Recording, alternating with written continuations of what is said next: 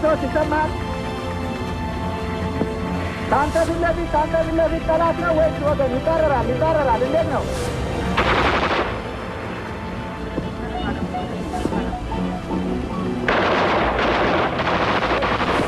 በ1956 ዓመተ ምህረት ኦጋዴን በነበረ ጦርነት ለሀገርና ለወገን ክብር የህይወት ዋጋን ከከፈሉ 374 አርበኞች መካከል 200 የተቀበሩበት ደብር የታሪካችን መዳረሻ ነው። በውበት የደመቀ ድፍን አፍሪካ የሚኮራበት 1000 ዓመታትን የተሻገረ የስልጣኔ አሻራ በ1885 ሜትር ከፍታ ላይ የወይና ደጋ የአየር ጠባይ በተላበሰችው ሐረር ከተማ የሚገኘውን አስደናቂ ታሪክ እንዳስሳለን።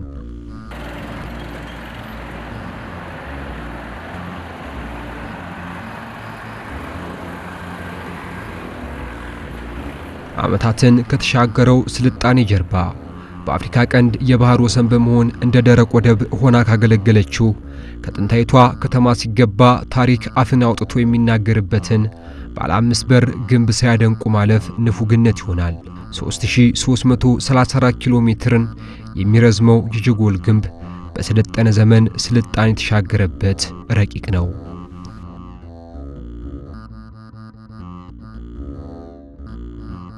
ሐረር ከወሰድናችሁ አይቀር ብለን በልዩነት የሐረር መለያ ሰንደቅ የሆነውን የጀጎል ግንብ አነሳን። የታሪካችን መዳረሻ ግን ከጀጎል ቅጥር ይወጣል። የቤተ ክርስቲያን በውስጡ የያዛቸው የታሪክ መድብሎች ሲታዩ ከመንፈሳዊ ስፍራነቱ ባሻገር ልዩ ትኩረት ሊሰጠው የሚገባ የሀገር ባለውለታዎች ማህደር ነው።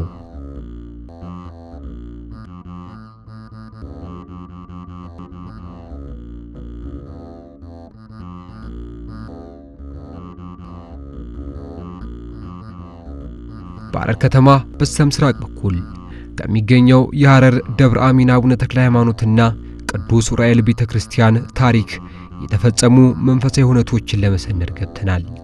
የራስ መኮንን ዜና መዋዕል ጸሐፊ የነበሩት ግራጌታ ኃይለ ጊዮርጊስ በለጠ ዘሐረርና ዜናሁ ለራስ መኮንን በሚል ርዕስ አዘጋጅተው በብላታ መርሴ ሐዘን ወልደ ቂርቆስ ተስተካክሎ በ1965 ዓ.ም በታተመው መጽሐፍ የአቡነ ተክለ ሃይማኖት ታቦት ከራስ መኮንን መካነ ረፍት ጋራ ጥብቅ ቁርኝነት እንዳለው ያስረዳል።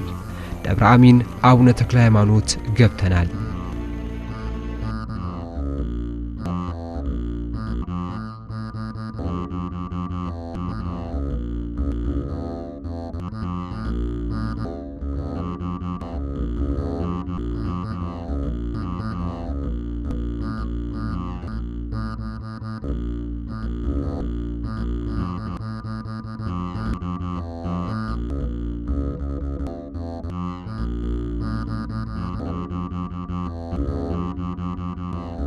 በስመ አብ ወወልድ ወመንፈስ ቅዱስ እንኳን ወደዚህ ወደ ታላቁ ከተማችን ወደ ደብረ አሚን አቡነ ተክለ ሃይማኖት ቤተክርስቲያን እንኳን በሰላም መጣችሁ።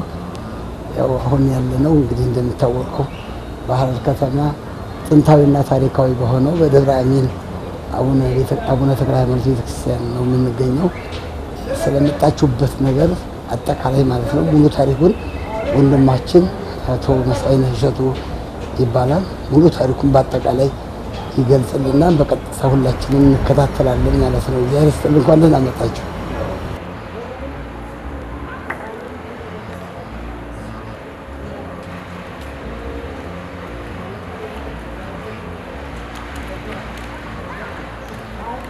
እንኳን ሰላም መጣችሁ። ያው አባታችን እንዳሉት የምንገኘው በሐረር ደብረ አሚን አቡነ ተክለ ሃይማኖት ቤተክርስቲያን ነው።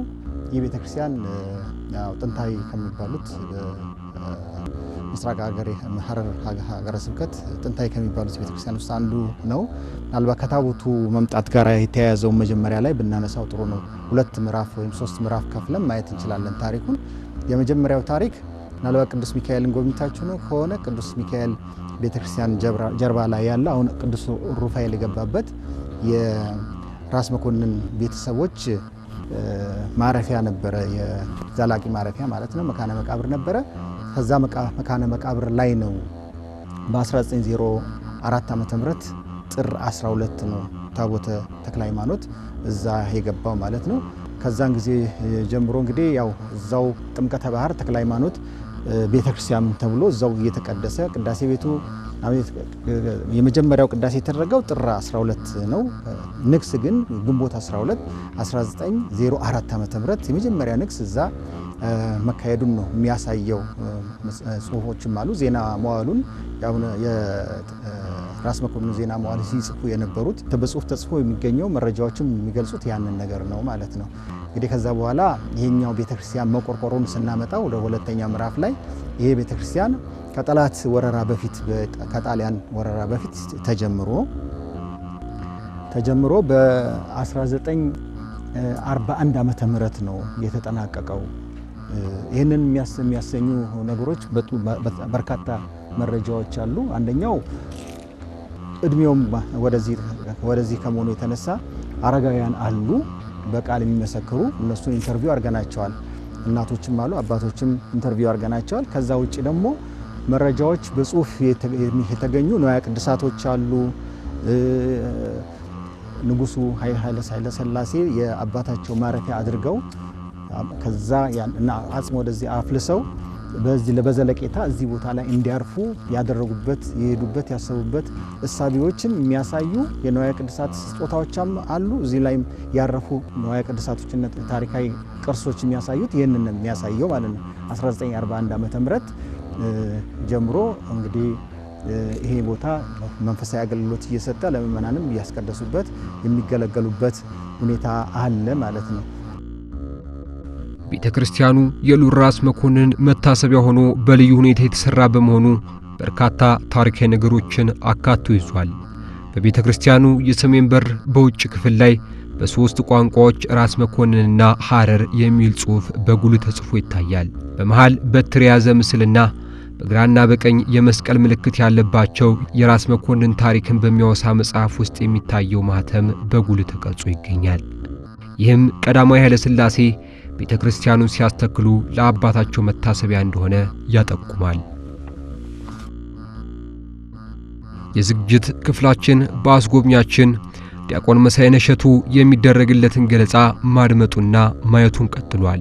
የአቡነ ተክለ ሃይማኖት ቤተክርስቲያን ሕንጻ በቀዳማዊ ኃይለ ሥላሴ ትእዛዝ ከኢጣሊያን ወረራ በፊት ተጀምሮ በወረራው ከተቋረጠ በኋላ ጃንሆይ ከድል ሲመለሱ ተጠናቆ ወደ አገልግሎት መግባቱን መረጃዎች ይጠቁማሉ። ጃንሆይ አለቃ መሸሻን የጻድቁ አቡነ ተክለ ሃይማኖት ጽላትን ወደ አባቴ መቃብር ቤት አስገባ፣ ይህች ስፍራ የመንፈስ ቅዱስ ማደሪያ ናት በማለት አዘዙ። አለቃ መሸሻም በታዘዙት መሰረት ጥር 21 1904 ዓ.ም ታቦተ አቡነ ተክለ ሃይማኖትን በማስገባት በዛች ስፍራ ለመጀመሪያ ጊዜ የቅዳሴ ጸሎት ተደረገ።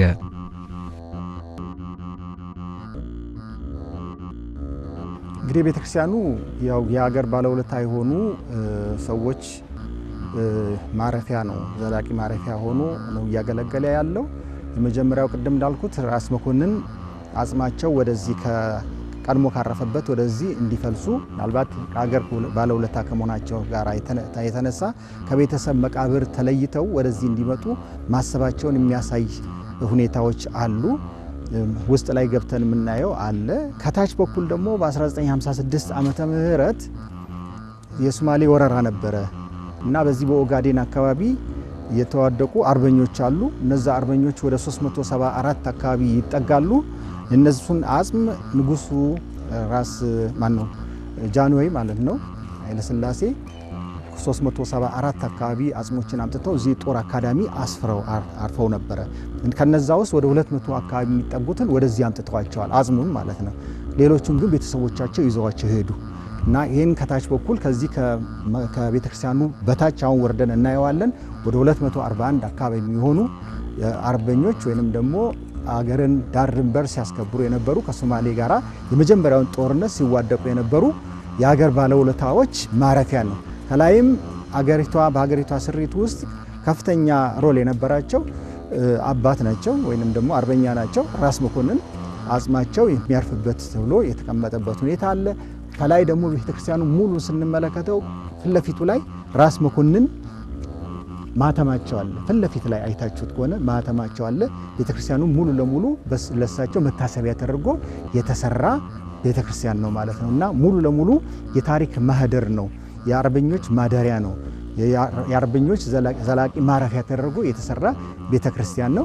እንግዲህ የቤተክርስቲያን መንፈሳዊ አገልግሎቱንም እየሰጠ የሀገርን ባለውለታዎችን ማረፊያ አድርጎ ታሪክን እየጠበቀ ያለ ልዩ ቤተክርስቲያን መሆኑን ነው መናገር የምፈልገው ማለት ነው።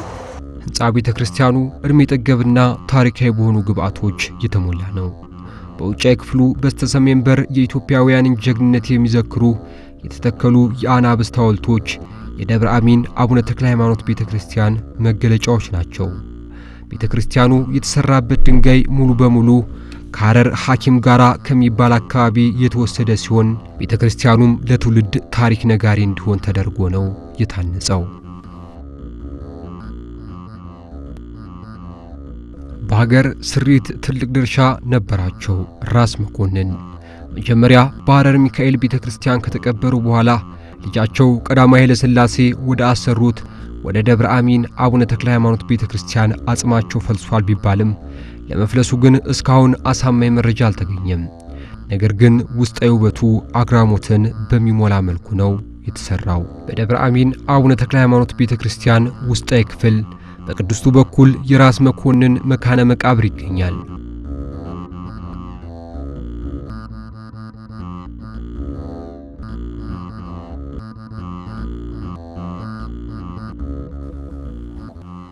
አሁን የምንገኘው ያው ዋናው ቤተክርስቲያን ውስጥ ነው፣ ማከል ነው ያለነው።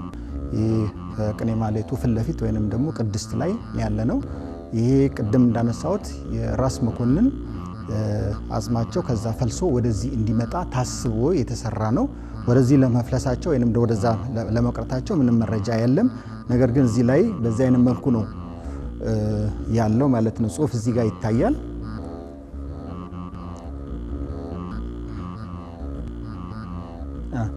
ጽሑፉ የሚለው ልዑል ራስ መኮንን ከደጃዝማች ወልደ ሚካኤልና ከንጉሥ ሳህለ ሥላሴ ልጅ ከወይዘሮ ተናኘ ወርቅ በ1844 ዓ.ም ግንቦት 1 ቀን ተወለዱ። በ1879 ዓ.ም ጥር 20 ቀን ሐረርጌ ገዥ ሆኑ። በ1888 ዓ.ም በአድዋ ዘመቻ የኢትዮጵያ ጦር ሰራዊት አዝማች ሆነው ሲዋጉ ቆስለው ድል አስገኙ። በ1898 ዓ.ም መጋቢት 13 ቀን አረፉ ይላል እና በዚህ መልኩ ነው እንግዲህ ሙሉ ዲዛይኑ። ይሄ እብነበረዱ ጠቅላላ ከጣሊያን ሀገር ነው የመጣው። የዲዛይን ያደረገው ጣሊያናዊ ትውልድ ያለው የፊሊፒንስ ዜጋ ነው። በዚህ አይነት መልኩ እንግዲህ ከዚህ ጋራ ተመሳሳይ የሆኑ የአፄ ምኒልክ እዛ አዲስ አበባ ወደ 4 መቃብሮች ናቸው። በዚህ አይነት መልኩ ዲዛይን ተደርገው ከውጪ ኢምፖርት በተደረገ እብነበረድ ነው የተሰራው ማለት ነው። እንግዲህ ሙሉ ለሙሉ ዝግ ነው። በዚህ አይነት መልኩ ነው። ከዛ ወደዚህ መፍለሱና አለመፍለሱ ግን ምንም መረጃ የለም ማለት ነውና የተዘጋ ነው ያለው ማለት ነው።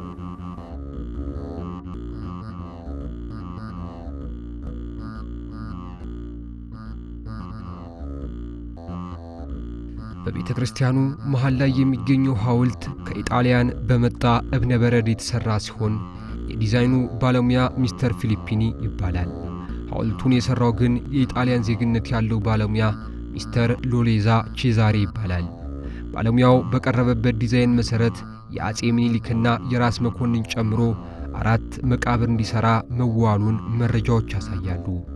በ1955 ዓ.ም በሥራ ሚኒስቴርና በቤተ ክህነት መካከል የነበሩ የደብዳቤ ልውውጥና የሥራ ውል ሰነዶች ላይ በተገለጸ መረጃ የመቃብሩ ሥራ በቤተ መንግሥትና በቤተ ክህነት ልዩ ትኩረት ተሰጥቶት የተሰራ ሲሆን ይህም ሥራ ላከናወነው ባለሙያ በወቅቱ ዋጋ 10368 የኢትዮጵያ ብር እንደተከፈለው የምትመለከቱት ደብዳቤ ያሳያል።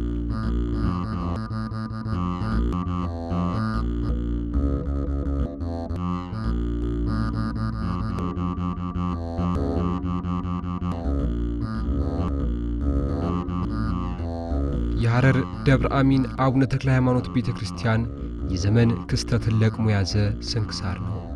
አነስተኛ የሰው መጠን የመያዝ አቅም ያላት ቤተ መቅደስ የክርስትናን ተጋድሎ በሚዘክሩ ቅዱሳን ስዕላት አጊጣለች። የህንፃው ስሪት ሙሉ ለሙሉ ከውጭም ከውስጥም እንዳያችሁት ድንጋይ ነው። ሙሉ ለሙሉ መንበሩ ከላይ ጀምሮ እስከታች ድረስ ድንጋይ ነው ያለው። ይህም አንድም ነገር የገባበት የለም። ድንጋይ በድንጋይ ላይ የተሰራ በልዩ ጥበብ የተሰራ ነው። ፊትለፊትም የምታዩት አናብስቶች ከአንድ አለት ላይ ተፈልፍሎ የተሰሩ ሙሉ ለሙሉ ድንጋይ ነው እና በመርዛይ መልኩ የተዘጋጀ ነው። ከታችም አንደርግራውንድም ስንገባ በዚሁ አይነት ወጥ በሆነ ተመሳሳይ በሆነ ድንጋይ ነው ሙሉ ለሙሉ የተሰራው።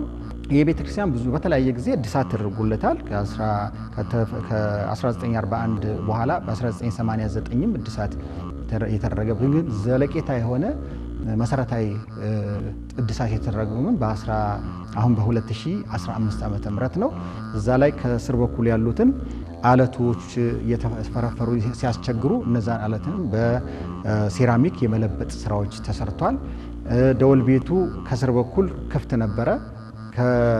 አሁን ያልኩት ከአርበኞች መቃብር ውስጥ ነበረ ጥምቀት ሲካሄድ ነበረው። ጥምቀቱንም ወደ ውጭ አድርጎ የህፃናት ጥምቀትን ማለት ነው ወደ ደወል ቤቱ ስር ቤት ሰርቶ በልዩ ሁኔታ አገልግሎትን የማስተካከል ሁኔታዎች የተሰራ በ2015 ነው። እነዚህ ስዕሎችም አሁን የገቡት አሁን የምታዩቸው ስዕሎች በ2015 ስዕል አልነበረውም። ቀድሞ የነበረው ማለት ዝም ብሎ አለት ነበረ። በዚህ አይነት መልኩ ስዕሎችንም አስገብተን መንፈሳዊ አገልግሎትን ያጠናከርንበት ሁኔታ አለ ማለት ነው። ቤታች ወርደን ያንን ታሪካዊ ነገር ደግሞ ወደ 200 አካባቢ አባቶችን የያዘ መቃብር በደብሩ በልዩ ጥበቃ የሚገኘው ከቤተ ክርስቲያኗ ግራውንድ ወይንም ምድር ቤት ያለው የአርበኞች መካነ ዕረፍት የደብረ አሚን አቡነ ተክለ ሃይማኖት ቤተ ክርስቲያን ታሪክ ሌላ ገጽ ነው።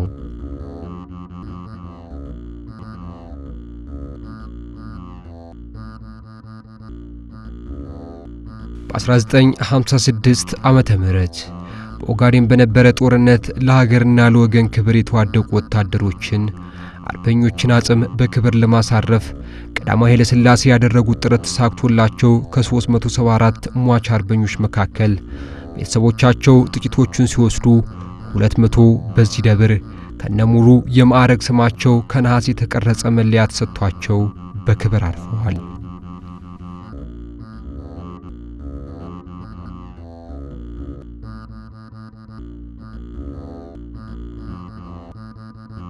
አሁን እንግዲህ በምዕራብ በር ወደ ዋናው ህንፃው ስር ምድር ቤት ውስጥ እየገባን ያለ ነው። በዚህ ቅድም እንደገለጽኩት በ1956 ዓመተ ምህረት በዳር ድንበር ላይ ዳር ድንበርን ለማስከበር የተዋደቁ አርበኞች መቃብራቸው ነው ማረፊያቸው። ቅድም እንዳልኩ 374 አካባቢ ነበሩ የመጡት ከኦጋዴን ምድር ተለቅሞ አጽማቸው ወደዚህ የመጣው 241 እዚህ ሲያርፉ ሌሎቹ ቤተሰቦቻቸው ወስደዋቸዋል ማለት ነው። በዛ ወቅት የነበሩ አባቶችና እናቶች እንደሚያስረዱን መጀመሪያ ላይ ከኦጋዴን ተለቅሞ እንደመጡ አጽሞቹ ያረፉት የጦር አካዳሚ ነው፣ የሐረር ጦር አካዳሚ ነው። ከጦር አካዳሚ በ20 ሰረገላ ፈረስ ጃንዌም በወቅቱ እዛ ነበሩ፣ መጥተዋል፣ በዕለቱ ተገኝተዋል ነው የሚሉት። ወደዚህ በማርሽ ባንድ ታጅቦ ወደዚህ የመጡበት ሁኔታ ነው ያለው ማለት ነው። እንግዲህ እዚህ ጋር ሁሉንም ስናያቸው ኮድ ቁጥሮች አሉ። ወደ ውስጥ ገብተን ስንመለከታቸው ምናልባት እዚህኛ እንግዲህ ያው በአያያዝ ጉለት ሊሆን ይችላል። ይሄ የተከፈተውን ስንመለከተው እዚህ ጋር ተጽፎ አለ በነሐስ ብረት የዚህኛው ውስጥ ያለው የአጽም ስም ሙሉ ለሙሉ እዚህ ጋር ተቀምጧል ማለት ነው። ምክትል አስር አለቃ ቱሱ በዳኒ ይላል ማለት ነው። ይሄ እንደዚህ ኮድ ተጽፏል ማለት ነው። ይሄ በጣም በዚህ ዙሪያው ብትመለከቱ በዚህ አይነት መልኩ አለ። እዚህ ጋርም እንደዚሁ አለ። ወልዱ ረዳ የሚል አለ። በዚህ አይነት መልኩ አጽማቸው በጣም በርካታ ነው እንደምትመለከቱት። የቤዝመንቱ ላይ ያለ ነው። እነዚህ ጠቅላላ ኦጋዴን ምድር ላይ ዳር ድንበር ሲያስከብሩ የወደቁ አርበኞች አጽም ነው። ቤተክርስቲያን በዚህ አይነት መልኩ የሀገር ባለውለታዎችም ማህደር ሆና እያገለገለች ያለችበት ተጨባጭ የሆነ ማስረጃ ነው ማለት ነው። ቀዳማዊ ኃይለ ሥላሴም የጀግኖችና አርበኞች መካነ አጽም በደብሩ ባረፈበት ወቅት ተገኝተው የእነዚህን ለሀገር ዋጋ የከፈሉ ጀግኖችን ማረፊያቸውን በዚህ መልኩ አሳምረናል፣ የእኛን አሟሟት ደግሞ እግዚአብሔር ያሳምርልን ብለው በእንባ እንደተሰናበቱ ይነገራል። ነገር ግን በጦርነቱ ወላጆቻቸውን ያጡ ሕፃናትን የማስተምረው እኔ ነኝ በማለት በሐረር ከተማ በ1957 ዓ.ም ትምህርት ቤት ለመገንባት የመሰረት ድንጋይ በማስቀመጥ የሀገር ባለውለታ ትምህርት ቤት ብለው እንደሰየሙና በ1958 ዓ.ም ለምርቃት ሲመጡ ደግሞ የትምህርት ቤቱን ስም በመቀየር ጠቅል እንዳሉትም ኋላም የደርግ አብዮት በ1996 ዓ.ም መከሰቱን ተከትሎ ትምህርት ቤቱ የጀግኖች ትምህርት ቤት ተብሎ በመቀየር እስካሁን እያገለገለ ይገኛል። በሶማሌ ጦርነት በኦጋዴን ላይ የተሰዉ ሰማዕታት አጽም በክብር ባረፈበት ቦታ ላይ በቀደመው ዘመናት ከነሐስ የተሰራው የራስ መኮንን ሐውልትም ይገኛል። ከላይ ራስ መኮንን ያረፉበት ነው። ምናልባት እዚህ ፊት ለፊት ላይ የምንመለከተው እዚህ ከተማ ውስጥ 4 ቦታ ላይ የራስ መኮንን ሐውልታቸው ይገኛል። ያው የፈረሰው እንዳለ ሆኖ እና ጆግላ ሆስፒታልም ያለው በዚህ መልኩ ነበር የተሰራ። ይሄ ከናስ ነው። ራስ መኮንን ላይ ከደረታቸው በላይ ያለ ምስላቸው ይሄን ይመስላል ማለት ነው። ይሄን ምናልባት በዛ ዘመን ተጠቀሙበት የሚያመላክተው የነገስታትን እንትን የሚያመላክት ሁኔታዎች አሉ። ይህም የስችጋም የምንመለከታት በዚሁ በአለቱ ከቤተክርስቲያኑ በተሰራበት አለት የተቀረጸ የከላይ የእንትናቸው ማለት ነው የክብር አክሊላቸው በዚህ መልኩ ተቀምጧል ማለት ነው።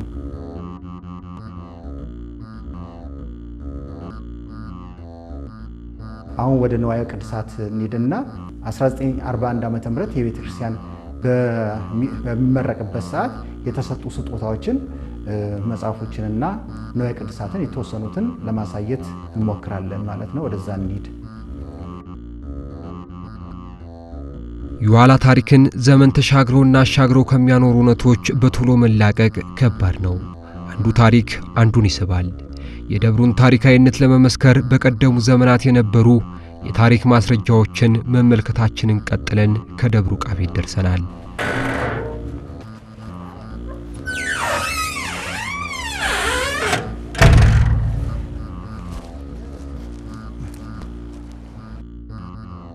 ንዋየ ቅድሳት ማኖሪያ ክፍል ነው የምንገባው። ገብተን እንግዲህ ያሉትን ንዋየ ቅድሳት ለማየት ሞክራለን። በተለይ በስጦታ ቤተክርስቲያኑ በሚቆረቆሩበት ሰዓት በስጦታ ወደዚህ ደብር የመጡትን ንዋየ ቅድሳቶች ለማየት ሞክራለን።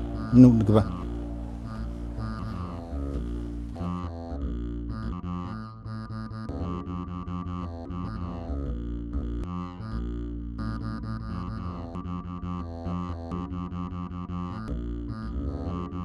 ዝጻይል ዘውሃቦ ቀዳማዊ ኃይለ ሥላሴ ለሐረር ጥምቀተ በዓል ተክለ ሃይማኖት 1941 ዓመተ ምህረት ሰኔ 4 ቀን የተረከተ ማለት ነው።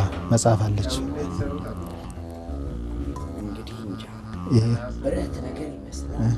አይ ብር ነው። ብር ነው። ይሄ መሀከሉ ላይ ወርቅ ቅብ ነገር መስቀሉ ማለት ነው። ሌላ ሙሉ ብር ነው። ይሄ እቺኛዋ ወርቅ ናት። እቺ ወርቅ ናት። እነዚህም ወርቅ ናቸው። እነዚህ ተመሳሳይ ጃርሶ ኪዳነ ብረት ጋር ተመሳሳይ አይነት ነገሮች ነው ያሉት። እንደዚህ አይነት እነዚህ ወርቅ ነው የሚሆኑት። ከህንድ ሀገር ነው የሚያመጧቸው።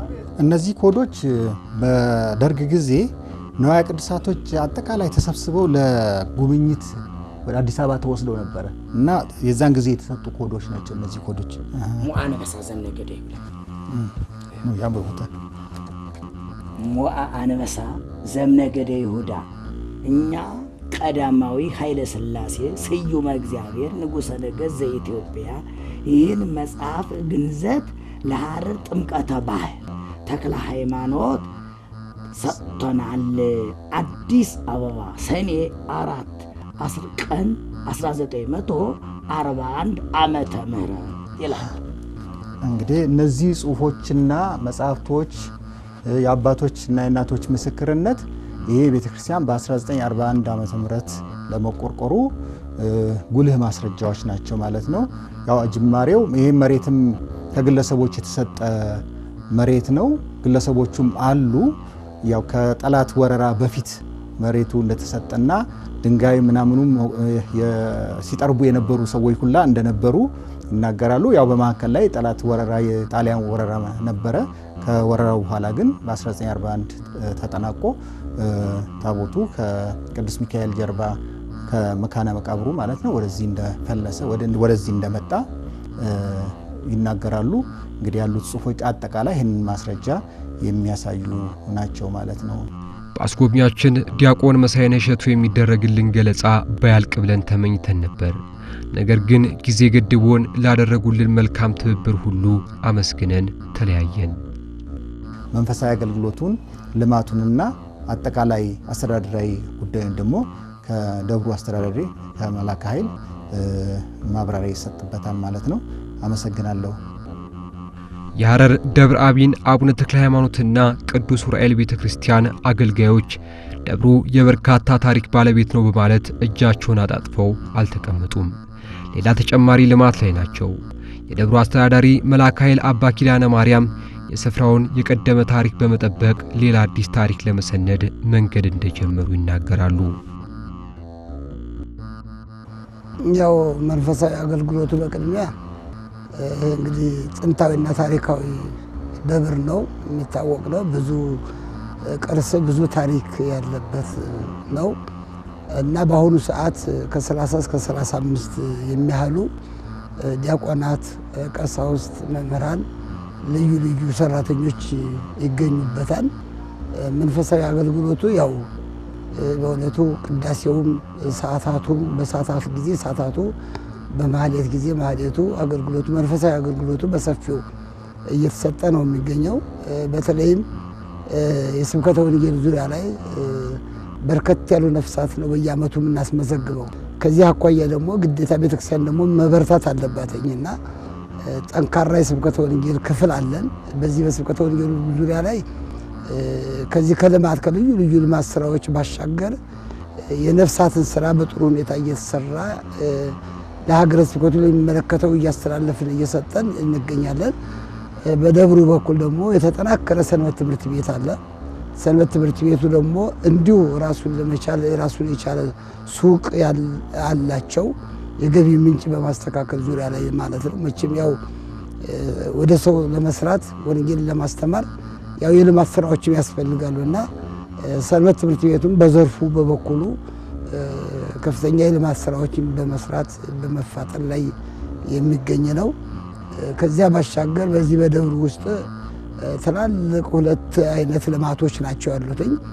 አንደኛ በእለቱ የሚተዳደሩበት ካህናት ዙሪያውን ቦታም ስላለን ሰፊ ቦታ አለን። ዙሪያውን ቤተክርስቲያኑ ዙሪያ ከዚህ ላይ ከቅዱስ ሚካኤል እና ይሄን ቤተክርስቲያን የሚለየው አስፋልቱ ነው።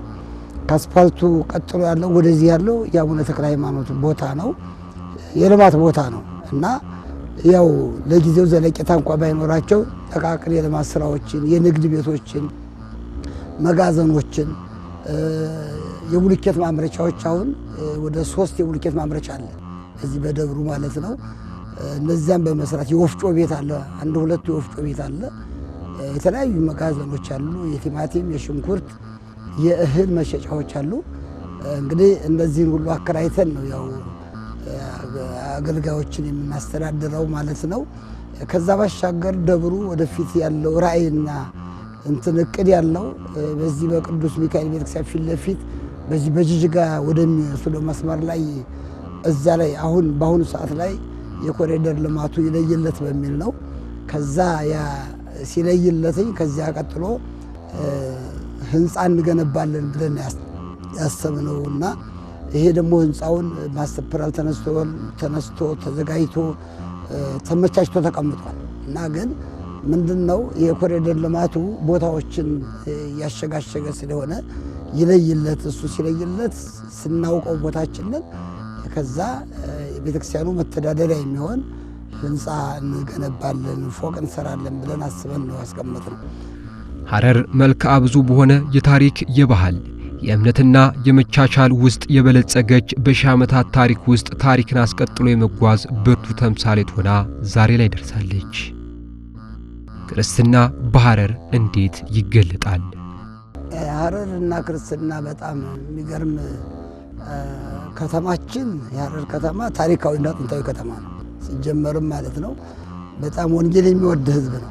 በጣም ወንጌል የሚወድ ህዝብ ነው።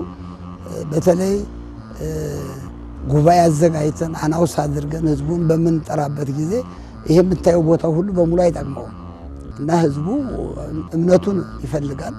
እምነቱን ወዳድ ነው። ወንጌል ወዳድ ነው። በዚህ መልኩ ላይ ከዚያ ውጭ ደግሞ እርስ በርሱ ተፋቅሮ የሚኖር ነው። እንግዲህ በታሪካችን እናንተም የምታውቁት ትልቅ ታሪክ አለ። በዚህ በሐረር እንኳን ሰውና ያው ጅቡም ከሰዎች ጋር ተፋቅሮ ተግባብቶ የሚኖርበት ከተማ ነው። አውሬውም ማለት ነው እንግዲህ እግዚአብሔር ያሳያችሁና ከዚህ የተነሳ ከተማችን ውብና ድንቅ የታወቀች ከተማ ናት። ህዝባችንም በእምነቱ በኩል ጠንካራ ህዝብ ነው። ጠንካራ ህዝብ ነው። አሁን በዚህ በከተማችን ታላላቅ የምንላቸው ጥንታዊ የምንላቸው አብያተ ክርስቲያናት ጥቂቶች ናቸው። በስሩ ብዙ አብያተ ክርስቲያናት ተሰርተዋል። አሁን በዚህ በከተማው በመድኃኔዓለም ቤተክርስቲያን ስር የአርሴማ ቤተክርስቲያን አለ። በዚህ በቅዱስ ሚካኤል ደግሞ የቅዱስ ሩፋኤል ቤተክርስቲያን አለ። በእኛ በተክልዬ ደግሞ የቅዱስ ዑራኤል ቤተክርስቲያን አለ። በጊዮርጊስ ደግሞ የቅዱስ ገብርኤል ቤተክርስቲያን አለ። በስላሴም የሸንኮር ዮሐንስ ቤተክርስቲያን አለና ብዙ አብያተ ክርስቲያናትን ተፈጥረዋል። ይሄም የሚያመለክተው ህዝቡ ለእምነቱ ተነሳሽነት እምነቱን ወዳጅ ጠንካራ ከመሆኑ የተነሳ ነውና እጅግ በጣም አሁን በጠየቀኝ ጥያቄ መሰረት ላይ በጣም ህዝባችን የሐረር ህዝቡና ሃይማኖቱ በጣም ተግባብቶ በጣም ሃይማኖቱን የሚወድ ህዝብ መሆኑን ልገልጽላችሁ ፈልጋለሁ። በሐረር ደብረ አሚን አቡነ ተክለ ሃይማኖት በሰበካ ጉባኤ ስር በሚተዳደረው የደብረ ብርሃን ቅዱስ ዑራኤል ቤተክርስቲያን ደግሞ አዲስ ምዕራፍ ሊገለጥ ከጫፍ ደርሷል። አዲሱ ህንጻ ቤተ መቅደስ ልዩ በሆነ ኪናዊ ህንጻ ጥበብ ባረፈበት መንገድ እየተሰራ ነው። ሰራተኞቹ ያርፉም። የደብሩ ካህናት በመጠናቀቅ ላይ የሚገኘው ህንጻ ቤተ መቅደስ የሚጓጉለት ሆኗል።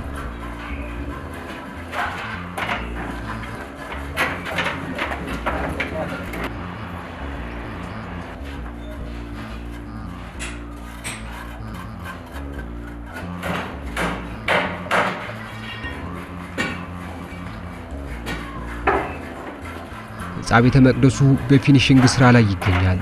አዲስ ታሪክ ለመጻፍ የሚደረገው ብርቱ ትግልም ቀጥሏል።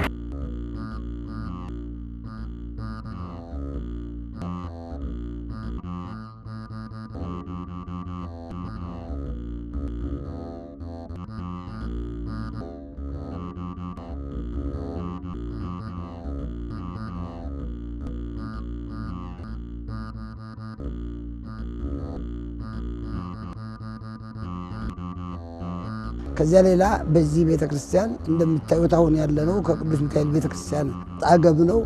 በአብዛኛው የዚህ ቤተክርስቲያን አጥቢያ ወደ ላይ ነው ያለው። ስፋቱ ወደ ላይ ወደ አራተኛ የሚባል አለ። ወደዚያ ነው ያለው። እዚህ መካከላችን እዚህ አካባቢ ልፍ ስንል የቢራ ፋብሪካን ነው የምናገኘው። የታወቀው የሐረር ቢራ ፋብሪካ ከዚያ ልፍ አድርገን ህዝበ ክርስቲያኑ በቅርብ እንዲጠቀም በማድረግ የቅዱስ ዑራኤል ቤተክርስቲያን ጽላቱ እዚህ ነበር የሚኖረው። በ2010 ዓመተ ምህረት ቦታውን በስጦታ አግኝተን ቦታው ጠበብ ይላል። የሆነ ሆኖ ግን ለማምለኪያ ቦታ ተቋቁሞለትም በመቃኞ ታቦቱ አሁን እዛ ይገኛል። እንግዲህ ወደ 5-6 ዓመቱን አሳልፏል። አሁን በመቀጠል ለዛሬ 3ኛ ዓመቱን ያስቆጠረ ከዛው ላይ ጥሩ ቤተክርስቲያን እየተገነባ ይገኛል። ህንጻ ቤተክርስቲያን እየተገነባ ይገኛል። እንግዲህ ለአጋጣሚ እሱን ያው ልታዩት ትችላላችሁ። በጣም ጥሩ የሆነ ፎቅ ያለው እንደገና ደግሞ ከቦታው ጥበት የተነሳ ቦታውን ለማስፋት ደግሞ እስላብ እየሰራን ህዝቡ ላይም ያስቀድሳል እታችም ያስቀድሳል። ቦታ የመጠቀም ስራ በመስራት ላይ በአሁኑ ሰዓት እሱን እየሰራን እንገኛለን። ዋናው ግንባታውን ጨርሰን የፊኒሽንግ ስራዎችና ቦታ የማስፋት ስራ እየሰራ እንገኛለን። እንግዲህ ያ ቤተ ክርስቲያን ትልቅ ልማት ነው። ውጤቱ የዚህ ቤተ ክርስቲያን ነው። እዚህ ታሪካዊና ጥንታዊ የሆነው የአቡነ ተክለ ሃይማኖት ቤተ ክርስቲያን ውጤት ነው ያስገኘልንና ህዝበ ክርስቲያኑ አሁን በቅርብ ክርስትና በማስነሳት ሙት በማስፈታት አስፈላጊውን ነገር በመጠቀሙ ዙሪያ ላይ እዛም የሚቀርባቸው እዛ ይጠቀማሉ፣ እዚህ ይጠቀማሉ። የሚተዳደረው በአንድ ሰበካ ጉባኤ ነው። በአንድ አስተዳደር በአንድ ሰበካ ጉባኤ ነው። ካህናቶቻችንም የሚያገለግሉት በፈረቃ ነው። አንድ ሳምንት እዛ የሚያገለግሉ አሉ፣ አንድ ሳምንት እዚህ የሚያገለግሉ አሉ እና በዚህ መልኩ መንፈሳዊ አገልግሎቱ ከልማቱ ጋር እየተሰጠ ይገኛል በዚህ ቤተክርስቲያን ማለት ነው። እንዳጠቃላይ ቅድም ያነሳናቸው የልማት ስራዎች ለጊዜው የምንገለገልባቸው ጥቃቅን ስራዎች ናቸው። መሰረታዊ የሆነ ህልማ ግን የልማት ስራ ህንፃ እንሰራለን፣ G+4 ድረስ የሚደርስ ህንፃ እንሰራለን ብለን ነው ዲዛይን ሰርተን ያስቀመጥ ነውና እሱ እርዳታ ያስፈልገዋል፣ ገንዘብ ያስፈልገዋል።